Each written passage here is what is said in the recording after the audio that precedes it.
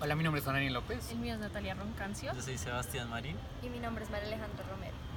Bueno, entonces, acerca de este fragmento, acerca del mito y el logos, hacía como una separación muy general entre dos temas. Entonces, el primero ya era como el mito, como Como en visto una de una manera, perspectiva sí, muy general, general, como- y el otro ya se centraba más en la cultura huitoto.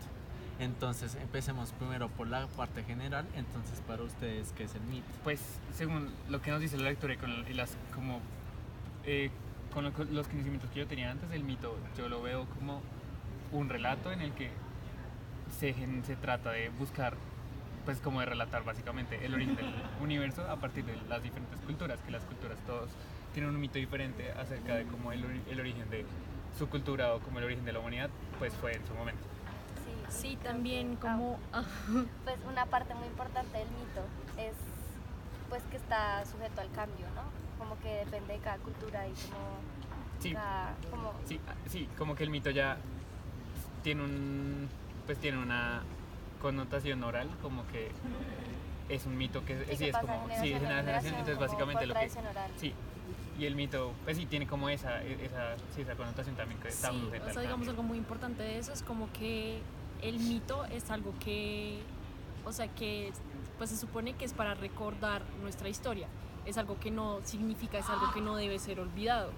Entonces es algo muy importante porque pasa, pues sí, pasa por tradición oral de generación en generación la historia de esa cultura, porque si no siempre estaría cambiando. Entonces es algo que es muy importante porque pues nos forma la cultura y forma la sociedad.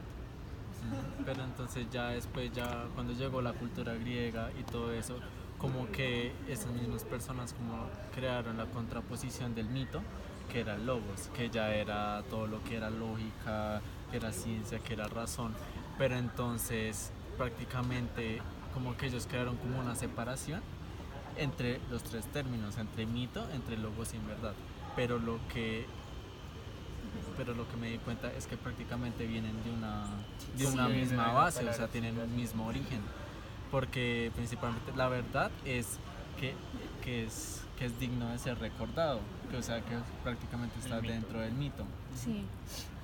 Y En- pues, sí, o sea, lo que dices es cierto, porque ellos lo que buscaban era como crear, como decir que ellos tenían la verdad absoluta, entonces como ellos tenían la verdad absoluta, el mito no podía ser lo mismo que la verdad, entonces crearon como esa El logos, separación, sí. esa barrera entre ellos para que ellos fueran los que tuvieran la razón, para que el logos fuera lo que en verdad debería ser como como tenido en cuenta, no el mito. Sí, pero al Entonces por eso final empezaron como a expulsar a los artistas y a los Ajá. poetas, que porque eran unos mentirosos y cosas así.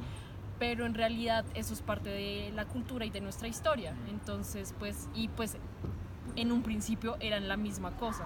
Sí, pero al final de todos modos ese logos que podríamos decir básicamente, pues de todos modos no es una verdad absoluta, como que la verdad no hay una verdad absoluta pues como pues de podríamos eso. considerar como las matemáticas una especie de Bueno, Es eso una sí lo verdad podríamos considerar como una absoluta. verdad absoluta, cosas sí, que en realidad pues son hechos como la ciencia y cosas así. Eso Exacto, podría eso ser es verdades como casi absolutas, porque no son tampoco 100%. Porque hay hay unas unos que donde no. uno dice que sí hay como una separación, pero hay otras cosas en donde uno se pone a pensar y el mito y como esa verdad que supuestamente tenemos en realidad no hay tanta como diferencia. Sí, porque digamos una cosa que también dice la lectura es cuando que ella relata como de la parte de los huitotos, como que llegó como la cultura española y vino como a imponernos su religión y cambiarnos como pues como las tradiciones y eso, pero si no realmente se pone a mirar a Es fondo un mito que cambió a otro mito.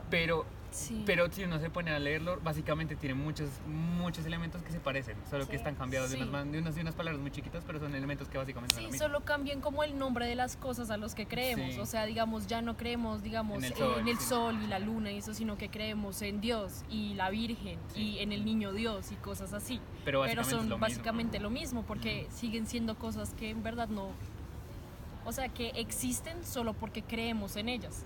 Sí, pero entonces también, o sea, como en el texto, como relacionado a eso, también mencionaba la palabra dogma, y por dogma yo entendí que era que encerraba algo. Entonces prácticamente lo que nos hicieron los españoles fue encerrarnos nuestra cultura como en la suya y no dejar que nosotros creáramos otros mitos, o sea, que exploráramos otras maneras de ver el mundo. el sí. mundo de otra forma. Sí, es verdad. Y también finalmente ya como que algo que también muy interesante es que mencionaba el texto de la palabra arquetipos. Sí. Entonces mencionaba tres aspectos, que era la palabra, el trazo y el gesto. Entonces nosotros ya habíamos mirado un poco el trazo y el gesto ya con los dibujos rupestres y todo eso, pero nunca habíamos examinado la palabra. Sí.